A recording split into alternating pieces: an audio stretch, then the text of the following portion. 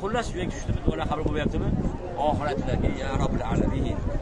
Men o'zim edim haqiqatda havo bilan, ya'ni ayollar bilan. O'zingda yo'qni qabul qilgan yo'qlarimiz kechirgan. O'shanda menga jon ato etganingda ko'zim sana arshingga tushgan edi. O'shanda yozib ko'rgan edim. La ilaha illalloh Muhammadur rasululloh degan yozib ko'rgan edim. Bu odam, ya'ni odam bu sari zurriyatingdan bo'lib shu zot bo'lmaganda men habibim bu. Butun dunyoni yaratmasin degan eding. Shu zotning hurmatlaridan gunohim kechir degandan keyingina Alloh taolo duoni qabul qildi. Va ikkilarini toptirishga ikkilarini toptirishga Alloh taolo yo'l ko'rsatdi.